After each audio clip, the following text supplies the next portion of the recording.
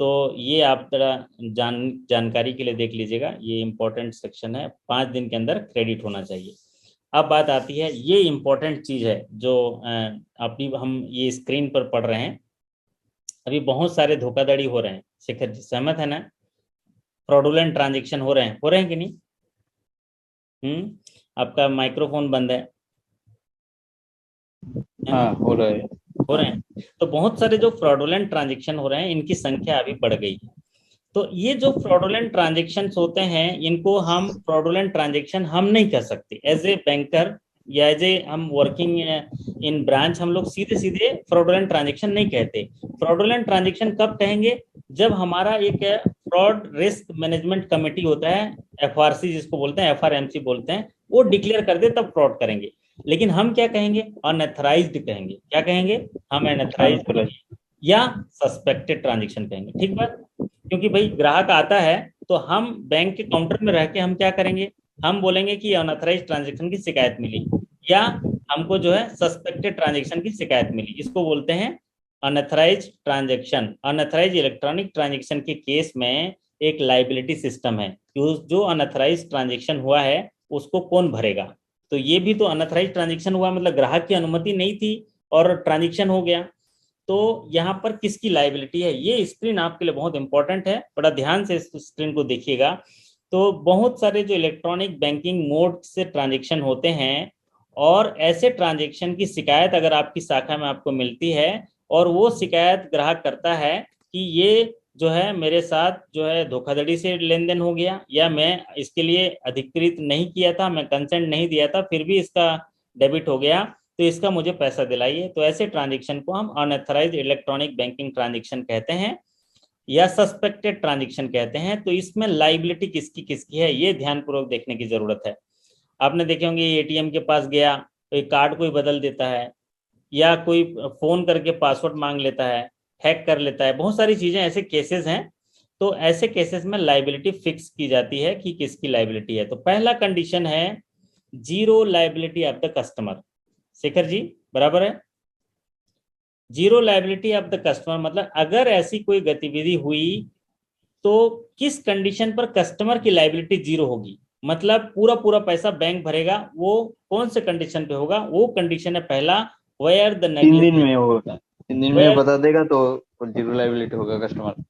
कैसे क्या बता देगा तो? 3 दिन में अगर जो वो बता देगा जो फ्रॉडुलेंट ट्रांजैक्शन हुआ तो उसका तो कस्टमर का कोई लाइबिलिटी नहीं होगा। नहीं, गलत गलत बात। आप थोड़ा ज्यादा चले गए, जल्दी चले गए थोड़ा, पहले समझ लीजिए बात को।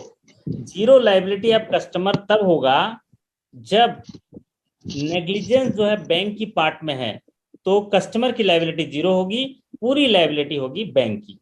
सपोज कोई ऐसा ट्रांजेक्शन हो गया जो अनअथराइज था, और उसमें गलती बैंक की है। अगर उसमें गलती बैंक की है या नेग्लिजेंस बैंक के पार्ट पर है, तो उसमें जो लाइबिलिटी होगी कस्टमर की जीरो, बैंक की लाइबिलिटी होगी 100%। क्लियर है? ये क्लियर बात? where the negligence and deficiency is in the part of bank, then the liability of customer is zero and the liability of bank is 100%। ये बात तो क्लियर समझ लीजिए। अब आता है लिमिटेड लाइबिलिटी ऑफ कस्टमर।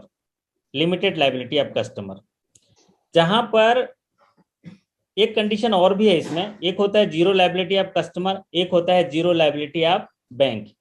तो जीरो लाइबिलिटी ऑफ बैंक क्या होगा? अगर ग्राहक की गलती से कोई नुकसान हुआ है, तो उसमें बैंक की जीरो लाइबिलिटी। अगर बैंक की गलती से कोई नुकसान हुआ, तो उसमें ग्राहक की जीरो लाइबिलिटी। अगर बैंक की गलती से कोई अनऑथराइज ट्रांजेक्शन हुआ, तो उसमें बैंक की 100% लाइबिलिटी, मतलब पूरा पैसा बैंक भरेगा। और अगर ग्राहक की गलती की वजह से नुकसान हुआ, तो उसमें बैंक की जीरो लाइबिलिटी, ग्राहक उसका नुकसान भरेगा। क्लियर है शेखर जी, है ना? अब एक कंडीशन होता है लिमिटेड लाइबिलिटी।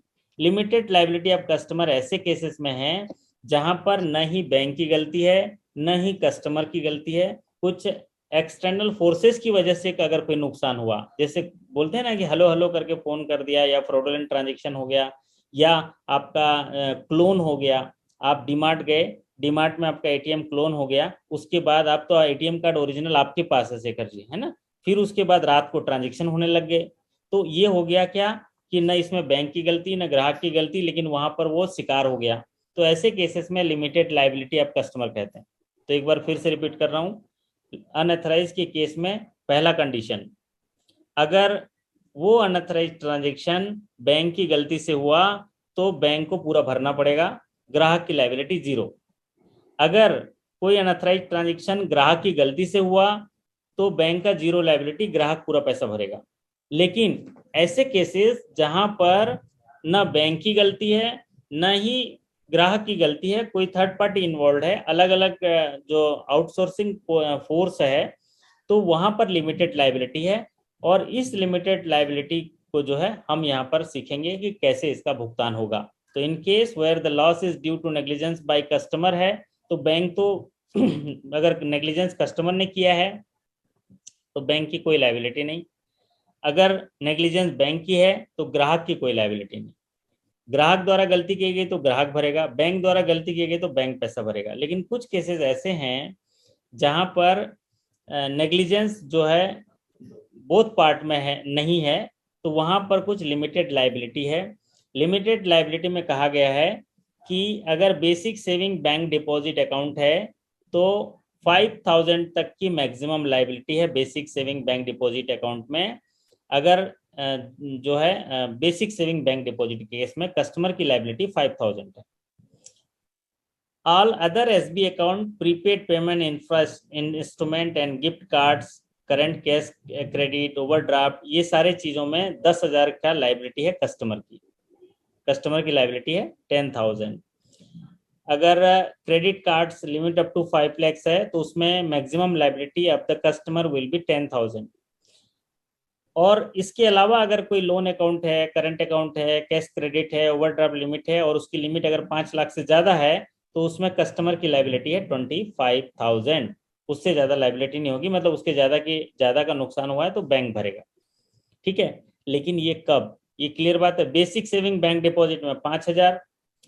अगर अदर सेविंग अकाउंट है, प्रीपेड इंस्ट्रूमेंट है, करंट अकाउंट है, कैश क्रेडिट है, ओवरड्राफ्ट है और अदर लोन अकाउंट है, उनकी लिमिट अगर 25 लाख तक है और क्रेडिट कार्ड की लिमिट अगर 5 लाख तक है तो 10,000 उसकी जो मैक्सिमम लाइबिलिटी है। क्रेडिट कार्ड अगर 5 लाख से ज्यादा है या अदर जो ओवरड्राफ्ट लिमिट है 25 लाख से ज्यादा है तो वहां पर मैक्सिमम लाइबिलिटी 25,000 है ग्राहक की। अब ये जो लाइबिलिटी है ये कब मिलेगा उसको, अब शेखर जी ने जो पहले बोला था वो बात है कि अगर ग्राहक 3 वर्किंग डेज के अंदर बैंक में जाके शिकायत कर देता है तो ग्राहक की जीरो लाइबिलिटी। ग्राहक की जीरो लाइबिलिटी मतलब पूरा पैसा बैंक भरेगा। ठीक है, ये कौन से केस में, जहां ना ग्राहक की गलती है, जहां ना बैंक की गलती है, कोई आउटसोर्सेस की वजह से गलती हुई है। ठीक बात।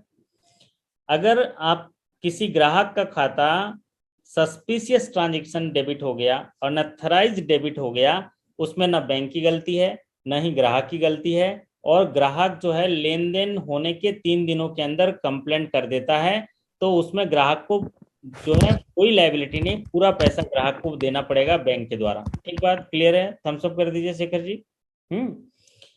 अब जो है अगर 4 दिन से 7 दिन के अंदर रिपोर्ट करता है कस्टमर, 4 दिन से लेकर 7 दिन तक रिपोर्ट करता है, तो उसमें 4 से 7 दिन में रिपोर्ट किया तो उसमें कस्टमर को की लाइबिलिटी होगी। देखो, एक तो 3 दिन के अंदर किया तो पूरी लाइबिलिटी बैंक की है भैया, कस्टमर को पूरा पैसा देना पड़ेगा बैंक को।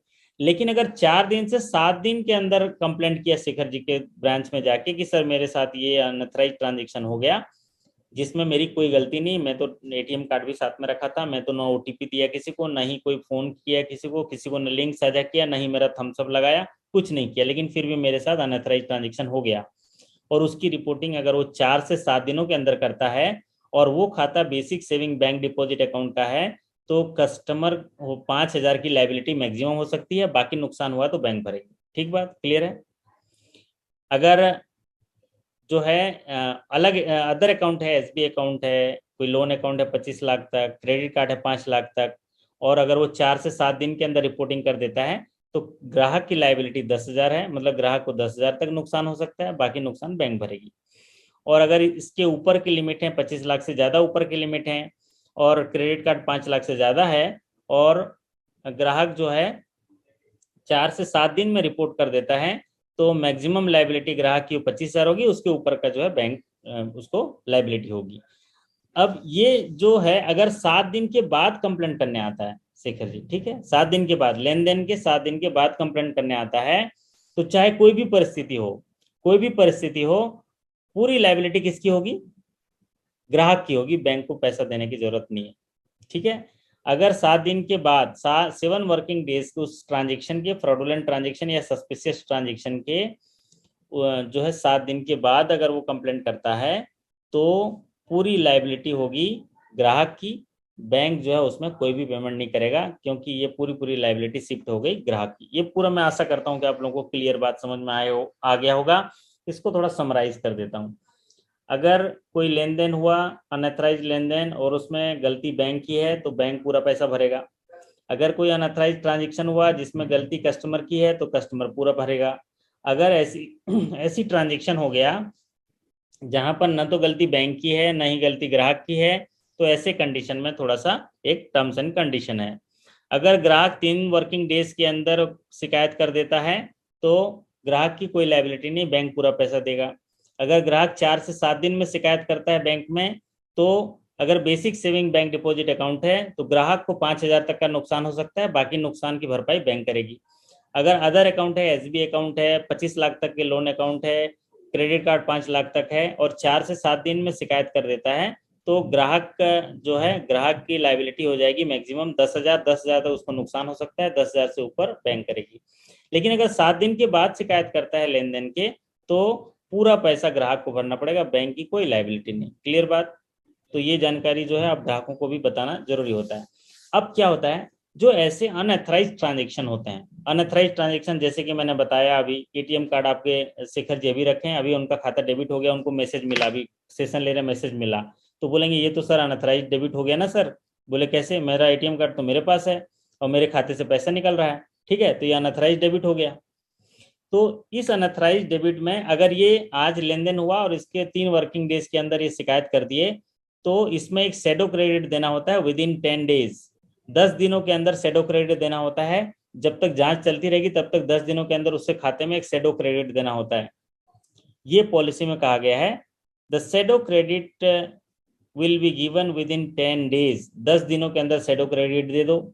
और जो फाइनल क्रेडिट है वो कंप्लीट रिजोल्यूशन होगा, क्योंकि उसमें एफआईआर की जरूरत होती है, इन्वेस्टिगेशन की जरूरत होती है, डॉक्यूमेंट्स की जरूरत होती है, फिर सीसीटीवी फुटेज की जरूरत होती है, पुलिस को सबमिट करते हैं। और ये जो अनऑथराइज ट्रांजेक्शन में जो कंपनसेशन होता है, ये आपके जो फ्रॉड रिस्क मैनेजमेंट कमेटी पर जाता है, वहां से अप्रूव्ड होता है। अप्रूव होने के बाद आपको मिलता है। तो ये पूरी प्रक्रिया 90 दिनों के अंदर हो जानी चाहिए। क्लियर बात है?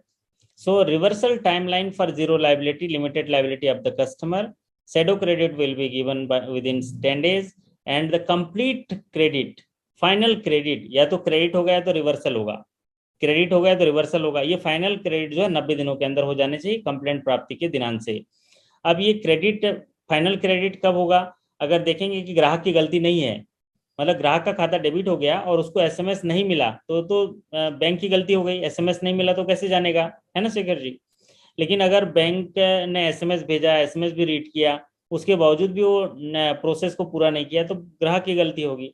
तो ये सारी प्रक्रिया जो है 90 दिनों में समाप्त हो जानी चाहिए, जांच की प्रक्रिया, फ्रॉड डिक्लेरेशन की प्रक्रिया और उसके सेटलमेंट की प्रक्रिया। तो महत्वपूर्ण बात यह है, shadow credit will be 10 days, complete credit या resolution will be within 90 days from the date of receipt of complaint. ये क्लियर बात हो गई।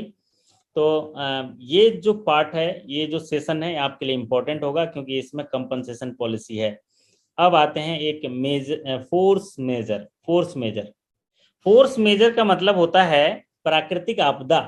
प्राकृतिक आपदा मतलब कोई नेचुरल डिजास्टर आ गया। अभी देखो कोरोना आ गया, महामारी आ गया, मतलब ऐसा कोई आपदा आ गया जिसमें ह्यूमन इंटरवेंशन नहीं है, हमारी कोई गलती नहीं है, हम बैंक में काम करते हैं, अधिकारी कर्मचारी हैं, हमारे कोई गलती नहीं है, न ही ग्राहक की भी कोई गलती है। लॉकडाउन लग गया, लॉकडाउन की वजह से किसी को नुकसान हो गया, वो क्योंकि वो प्राकृतिक आपदा आ गया, या डिजास्टर हो गया, बाढ़ आ गई, एक्ट ऑफ गॉड हो गया, वार हो गया, युद्ध हो गया, डैमेज, इसकी वजह से अगर कोई डैमेज हुआ बैंकिंग फैसिलिटी को, और ग्राहक का कोई नुकसान हुआ या उसको डिले पेमेंट हुआ तो इसमें कोई कंपनसेशन नहीं है। क्लियर है? तो बोलो अहो शेखर जी। क्लियर है?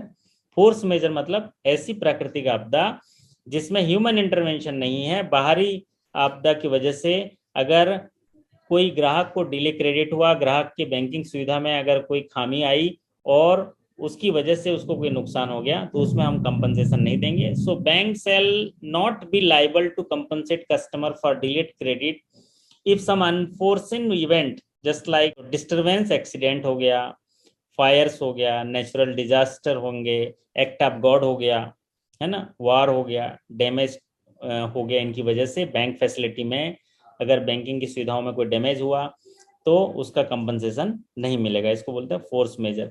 बाकी अगर किसी वजह से ग्राहक की सेवा में कमी पाई गई तो आपको कंपनसेशन देना पड़ेगा, जिसके बारे में हम लोग आज पॉलिसी में चर्चा किए। आशा करता हूं कि आप लोग को एक चीज समझ में आ गया होगा